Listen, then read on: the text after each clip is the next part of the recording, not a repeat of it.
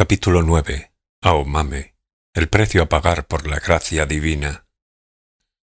Cuando Aomame entró, el rapado se giró a sus espaldas y cerró rápidamente la puerta. La habitación estaba a oscuras. Habían corrido las gruesas cortinas de las ventanas y apagado toda luz interior. Un rayo de luz se filtraba tenuemente por un intersticio en las cortinas y sin embargo lo único que hacía era realzar la oscuridad. Sus ojos tardaron en adaptarse a la oscuridad, como si hubiera entrado en una sala de cine en medio de una proyección o en un planetario. Lo primero que vio fue la pantalla de un reloj electrónico colocado sobre una mesa baja. Las cifras verdes indicaban que eran las 7:20 de la tarde. Poco después se fijó en que había una cama de gran tamaño arrimada a la pared, al otro lado de la habitación. El reloj estaba junto a la cabecera de la cama. Era una estancia un tanto pequeña comparada con la amplia sala contigua, pero a pesar de todo mucho más espaciosa que una habitación de un hotel normal y corriente. Encima de la cama había un cuerpo negro, como un montículo. Tardó también un rato en darse cuenta de que aquella silueta amorfa correspondía a un ser humano acostado. En el ínterin el dibujo de la silueta no se descompuso ni un ápice. No se percibía ningún indicio de vida. Tampoco se oía respirar. Lo único que se oía era el tenue ruido del aire acondicionado que salía por la boca de ventilación situada cerca del techo. Pero no estaba muerto. El rapado había procedido bajo la premisa de que aquello era un ser humano con vida. Se trataba de una persona bastante corpulenta, probablemente un hombre. Aunque no se veía con claridad, parecía que yacía de cara a ella. Y no estaba metido dentro de la cama. Se había tendido boca abajo por encima de una colcha bien dispuesta. Parecía una bestia de grandes dimensiones curándose de una herida en lo hondo de una caverna, al mismo tiempo que se protegía del desgaste corporal. «Ya es la hora». El rapado se dirigió hacia aquella sombra. En su voz se percibió un eco de tensión que no había notado hasta entonces. No se sabía si el hombre lo había oído. El montículo oscuro sobre la cama permaneció quieto.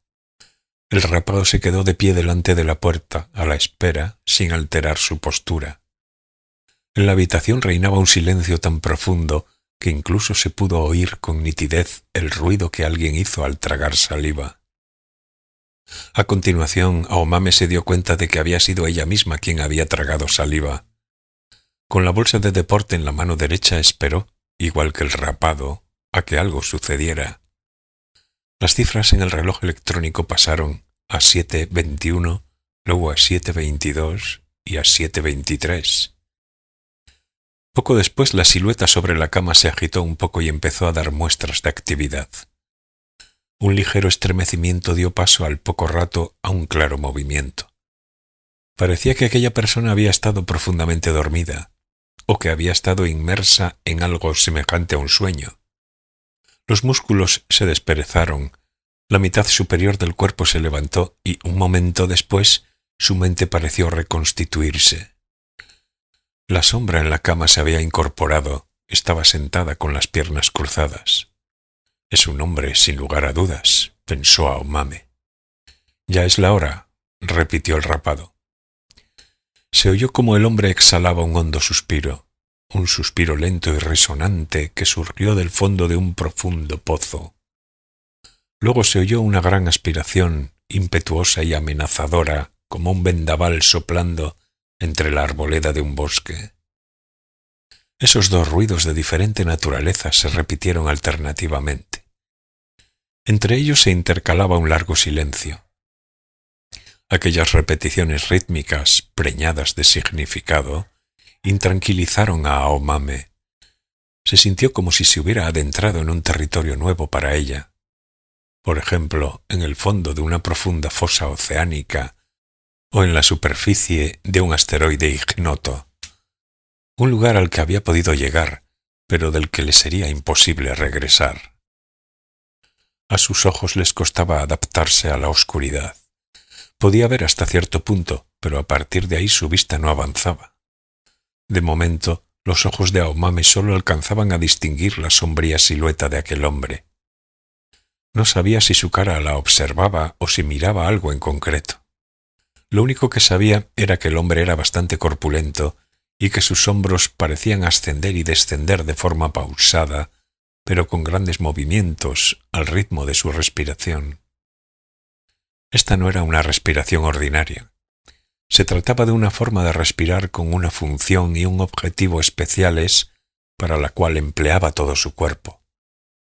Le vinieron a la mente unos omóplatos y un diafragma moviéndose ampliamente, expandiéndose y contrayéndose. Una persona normal no podría respirar de manera tan intensa. Era un particular método de respirar que solo se podía adquirir con un largo y riguroso entrenamiento. El rapado permanecía de pie al lado de Aomame, manteniendo una postura erguida.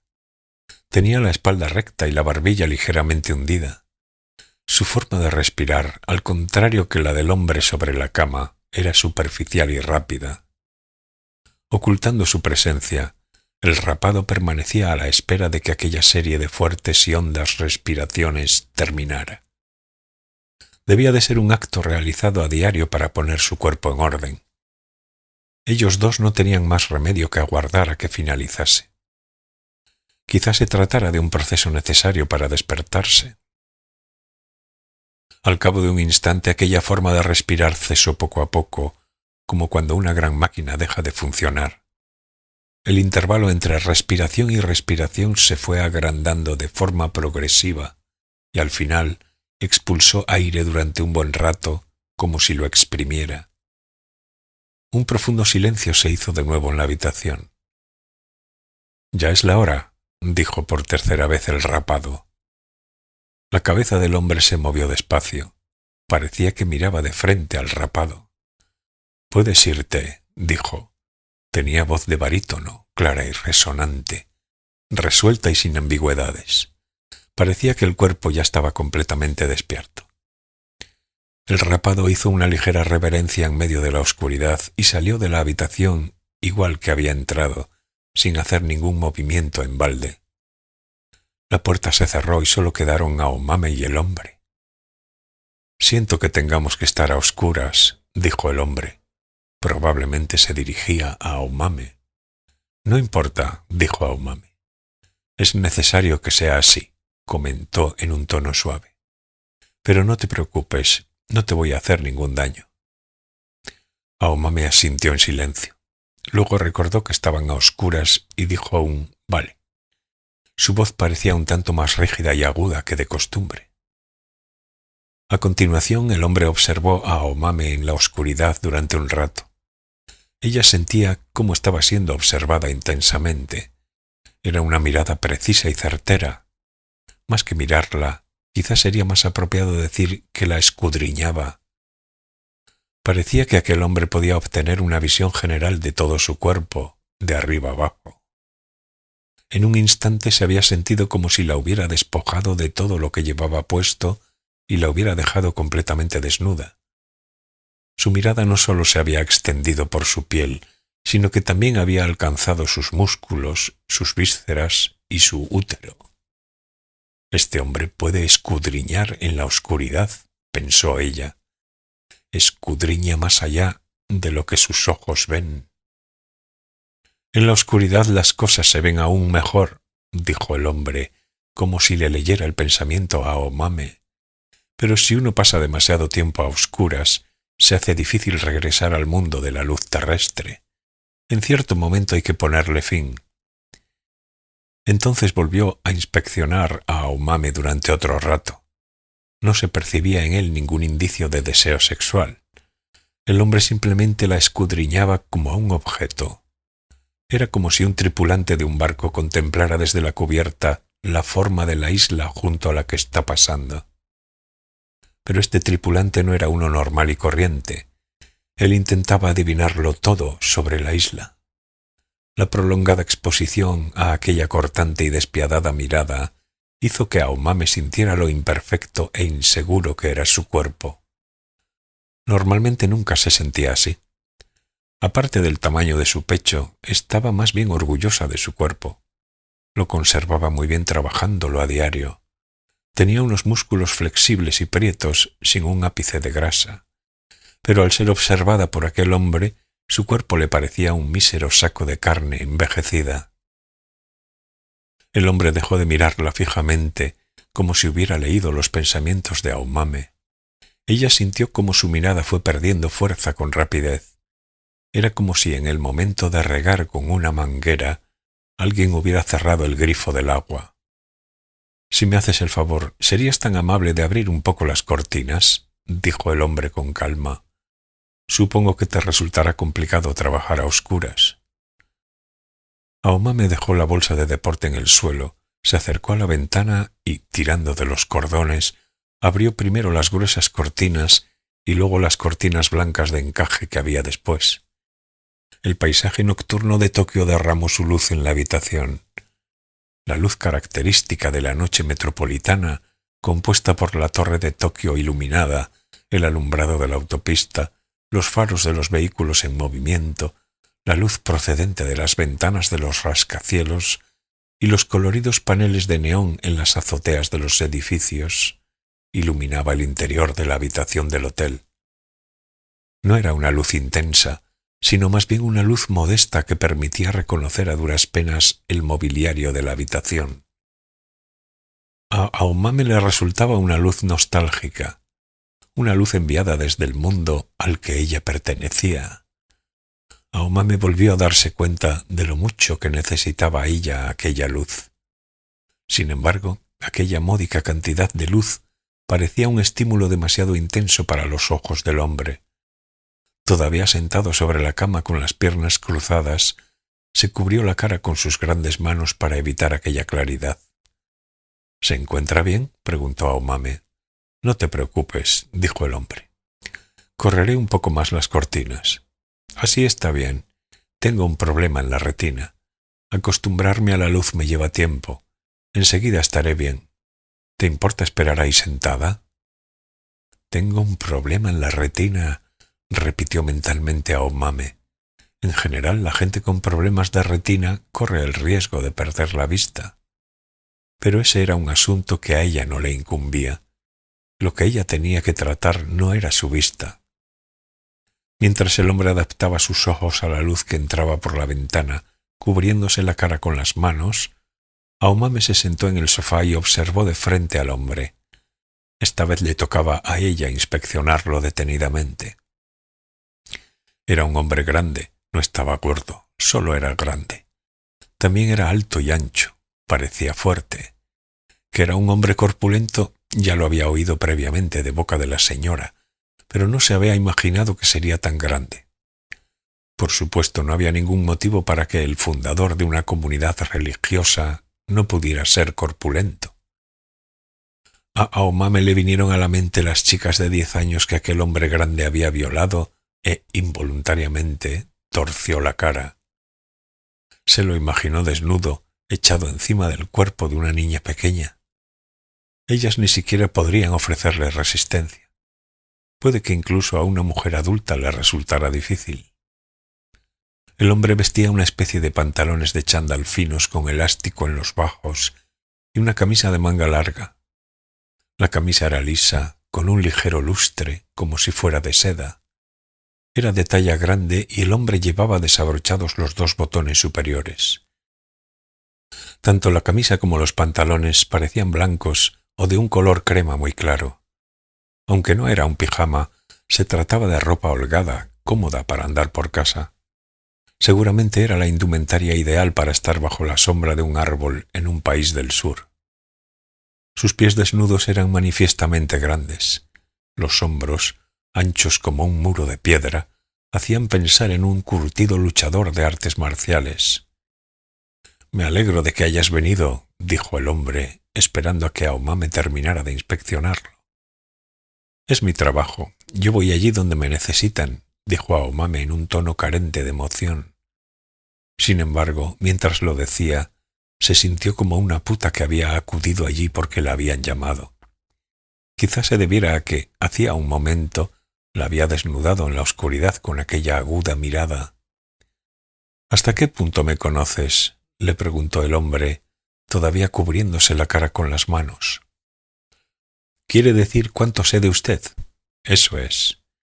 Apenas sé algo, contestó Aomame midiendo sus palabras. Ni siquiera sé cómo se llama, solo que dirige una comunidad religiosa en Nagano o Yamanashi. Me han dicho que padece usted algún problema físico y que quizás yo podría ayudarlo. El hombre sacudió brevemente la cabeza varias veces y apartó las manos de su cara. Entonces miró hacia Aomame.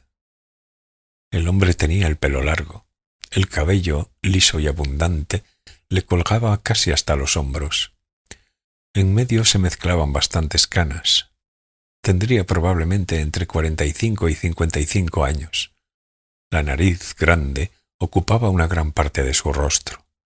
Era una nariz perfilada y magníficamente recta. La recordó las montañas de los Alpes que aparecen en las fotografías de los calendarios, de pie amplio y cargadas de dignidad. Cuando se le miraba la cara, lo primero en lo que se fijaba uno era en la nariz. En cambio tenía los ojos hundidos. Resultaba difícil comprobar qué demonios miraban aquellas pupilas desde aquel fondo. Todo su rostro era ancho y grueso, en conjunto con el resto de su fisonomía. Iba bien afeitado y no se le veía ninguna cicatriz o lunar. Tenía unas facciones armoniosas. Además destilaba un aire de tranquilidad e inteligencia. Pero también había algo peculiar, algo inusitado, algo en lo que costaba confiar. Era un tipo de rostro que haría echarse atrás a cualquiera que lo viera por primera vez. Tal vez tuviera la nariz demasiado grande. Como consecuencia, todo su rostro perdía el equilibrio razonable y quizás eso provocaba inseguridad a quien lo miraba. O a lo mejor era por culpa de ese par de ojos que aguardaban con calma en aquel lugar profundo y emitían una luz semejante a un glaciar de antaño. O quizá fueran sus finos labios los que le daban un aspecto inhumano, como si en cualquier momento fuera a vomitar palabras impredecibles. ¿Algo más?, preguntó el hombre. No sé nada más. Simplemente me dijeron que me preparara para hacer estiramientos musculares y que viniera aquí. Mi especialidad son los músculos y las articulaciones. No necesito saber gran cosa sobre el estatus o la personalidad del cliente. Igual que una puta, pensó Aomame. Entiendo a qué se refiere, dijo el hombre con voz resonante, pero para mi caso necesitará algunas explicaciones. Le escucho. La gente me llama líder, pero apenas me muestro delante de otros. Incluso dentro de la comunidad, viviendo dentro del mismo espacio, la mayoría de los adeptos no sabe cómo es mi cara. Aomame asintió con la cabeza. Sin embargo, a ti te la estoy mostrando porque sería imposible que me trataras a oscuras o con los ojos vendados, ¿no? También es una cuestión de modales. Esto no es un tratamiento, indicó Aomame con sangre fría. Son simples estiramientos musculares. No estoy autorizada para realizar cuidados médicos. Lo que yo hago es estirar a la fuerza músculos que apenas se utilizan a diario o que a la mayoría de la gente les resulta arduo utilizar y prevenir así una disminución de las funciones corporales. El hombre pareció esbozar una ligera sonrisa, pero quizás solo fuera una ilusión óptica, o puede que hubiera hecho temblar levemente sus músculos faciales. Lo sé perfectamente, solo he utilizado la palabra tratar por conveniencia. No te preocupes. A lo que me refería es a que ahora estás viendo algo que la mayoría de la gente nunca ve. Quería que fueras consciente. Ya me han avisado ellos de que no hable con nadie de esto, dijo Aomame señalando la puerta que daba a la habitación contigua. Pero no tiene por qué preocuparse. Nada de lo que vea o escuche trascenderá al exterior. Por mi trabajo estoy habituada a tocar el cuerpo de mucha gente. Aunque su situación sea excepcional, para mí solo será uno más entre tantos otros clientes con problemas musculares. A mí solo me preocupan los músculos. He oído que durante tu infancia fuiste devota de la Asociación de los Testigos. No me hice devota por voluntad propia, simplemente me criaron así. Hay una diferencia considerable. Es cierto que no es lo mismo, dijo el hombre, pero las personas somos incapaces de distanciarnos de las imágenes que nos han inculcado durante la infancia. Para bien o para mal, añadió Aomame, la doctrina de la asociación de los testigos no tiene nada que ver con la de la comunidad a la que yo pertenezco. A mi parecer, las religiones que giran en torno a la escatología son todas un timo, en mayor o menor grado. Yo creo que al final es, en cualquier caso, algo que depende de cada individuo. Así y todo, la asociación de los testigos es una comunidad religiosa asombrosamente fuerte. A pesar de no tener una historia demasiado larga, ha soportado numerosas pruebas, y el número de devotos no ha dejado de crecer de forma constante. Hay mucho que aprender de ello. Recuerdo que era bastante estrecha de miras. Siendo una comunidad pequeña y cerrada, se vuelve más sólida contra el influjo exterior. Posiblemente tengas razón, dijo el hombre. Luego hizo una breve pausa. Pero bueno, no estamos aquí para charlar sobre religión.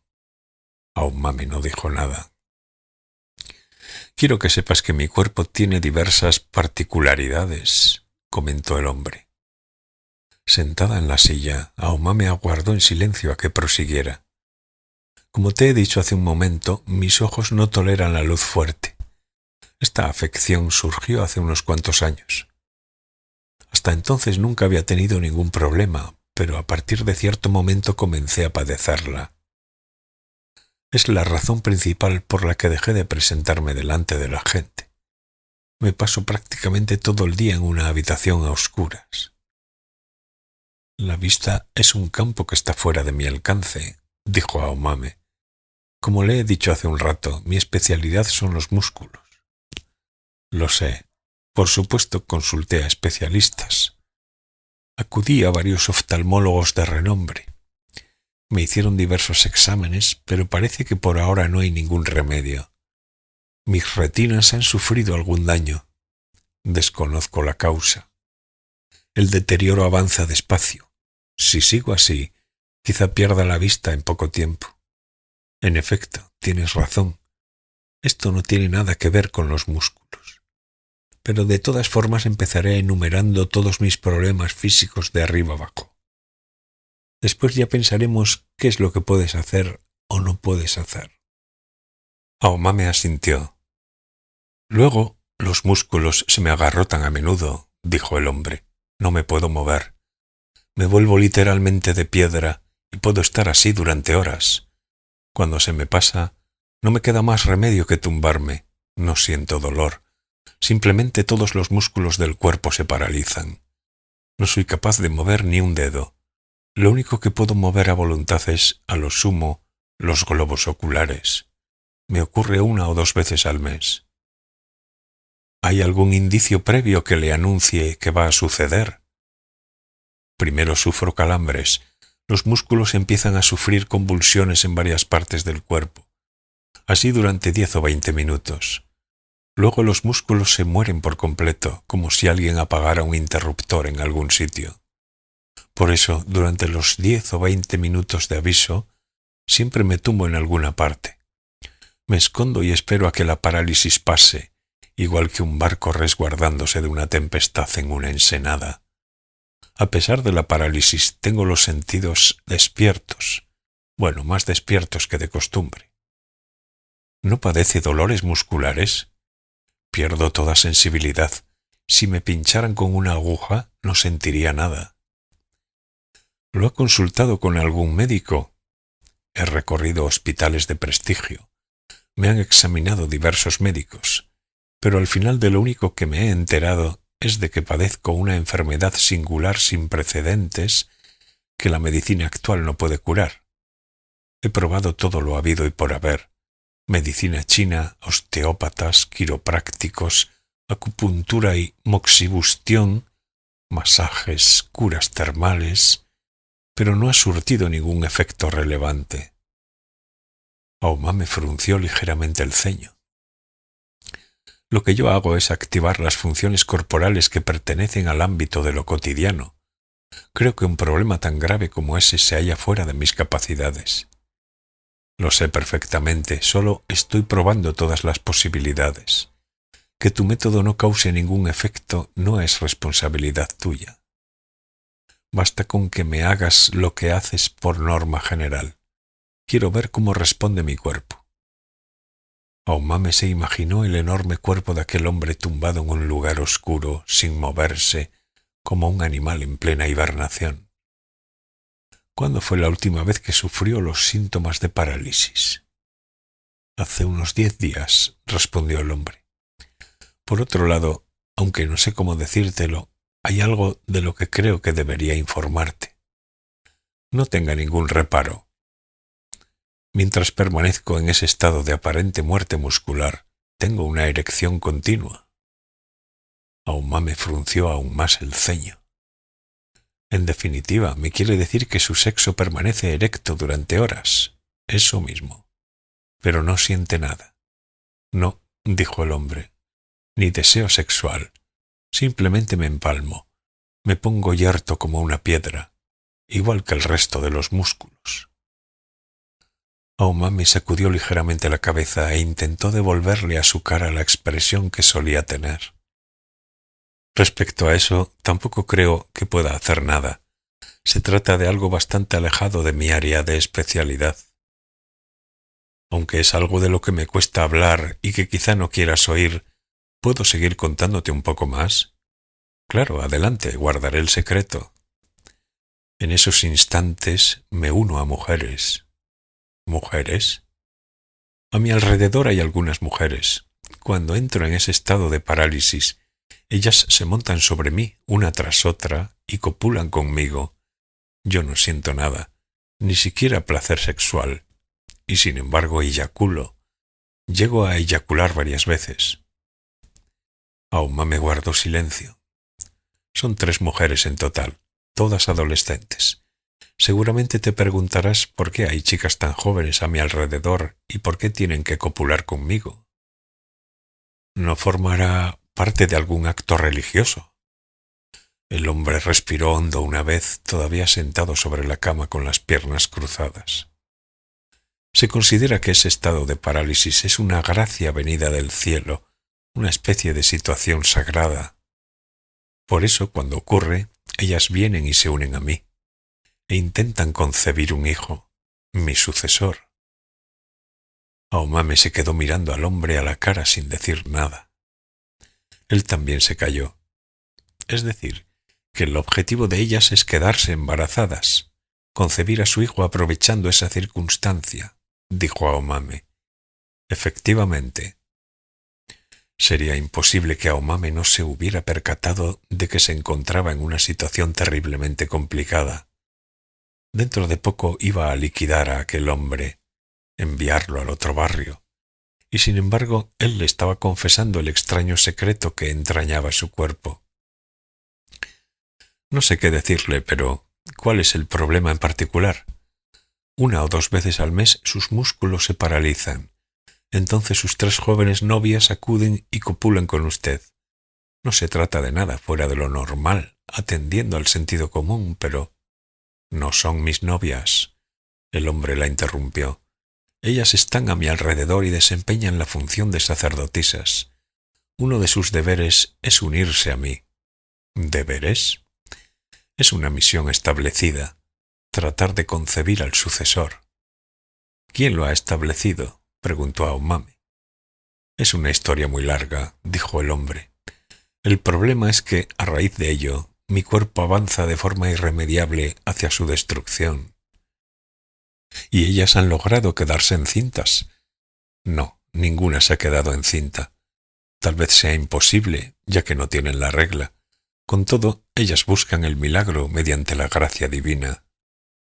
Ninguna se ha quedado embarazada todavía. No tienen la regla, dijo Aumame, y su cuerpo avanza hacia su destrucción.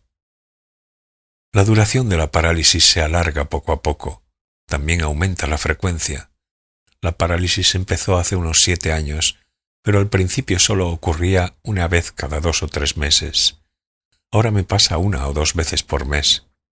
Cuando la parálisis se termina, un dolor intenso atormenta mi cuerpo y me siento exhausto. Tengo que soportarlo durante aproximadamente 1 semana. Son unos dolores como si me clavaran gruesas agujas por todo el cuerpo. Padezco fuertes jaquecas y me embarga un sentimiento de lasitud. Me cuesta dormir. Ningún medicamento logra aliviar esos dolores. El hombre soltó un suspiro y prosiguió. A la segunda semana me encuentro mucho mejor en comparación con la primera, pero así y todo, el dolor no desaparece. Durante el día me azotan unos fuertes dolores como si fueran olas. Me cuesta respirar. Los órganos internos no funcionan correctamente. Todas las articulaciones chirrían como una máquina que ha perdido lubrificante. Me devoran la carne y me chupan la sangre. Lo siento vivamente. Pero lo que me devora no es un cáncer ni un parásito. He pasado por toda clase de análisis minuciosos y no me han encontrado ningún problema. Me han dicho que mi cuerpo está sano. Lo que me atormenta de este modo es algo que la medicina no puede explicar. Es el precio a pagar por la gracia divina. En efecto, este hombre parece estar derrumbándose, pensó Aomame. No se detectaba en él ni un ápice de demacración. Parecía que había fortalecido todo su cuerpo y que lo había ejercitado para soportar dolores intensos. Sin embargo, Aomame sentía que aquel cuerpo caminaba hacia su destrucción. Este hombre está enfermo. No sé de qué enfermedad se puede tratar, pero aunque yo no lo liquidara ahora mismo, su cuerpo se destruiría lentamente, entre intensos dolores lacerantes, para poco después encontrar una muerte segura. No puedo detener su avance, dijo el hombre, como si le leyera el pensamiento. Me devorarán entero, ahuecarán mi cuerpo y sufriré una muerte dolorosa. Ellos abandonan el vehículo sin más cuando éste se ha vuelto inservible. «¿Ellos?», dijo Aomame, «¿a quiénes se refiere?» «A los que devoran mi cuerpo de este modo», respondió el hombre. «Pero da igual. Ahora mismo lo que quiero es que me ayuden a mitigar en lo posible el dolor real que siento. Lo necesito, aunque no se trate de una solución drástica. Este dolor es insoportable. A veces, en ciertas circunstancias, el dolor se intensifica de una manera espantosa, como si estuviera directamente unido al centro de la tierra. Es una clase de dolor que solo yo conozco. Me ha arrebatado muchas cosas, pero al mismo tiempo me ha proporcionado otras muchas a cambio. Lo que ese dolor profundo y singular me proporciona es una gracia profunda y singular. Pero eso no mitiga el dolor, por supuesto, ni evita la destrucción. A continuación se hizo un profundo silencio durante un buen rato. Aomame se dirigió al hombre. Le repito que no creo que pueda hacer nada, técnicamente hablando, respecto a su problema, sobre todo tratándose del precio que tiene usted que pagar por una gracia divina. El líder corrigió su postura y miró a Aomame con aquellos ojillos semejantes a glaciares situados en el fondo de las cuencas. Luego abrió sus largos y finos labios. «Sí, hay algo que puedes hacer. Algo que nadie más que tú puede hacer. Me alegro de que así sea, pero...» «Lo sé», dijo el hombre. «Yo sé muchas cosas. Si te parece bien, empecemos. Tú haz lo que siempre haces». «De acuerdo», dijo Aomame. Su voz sonó tensa y hueca. «Lo que siempre hago», pensó.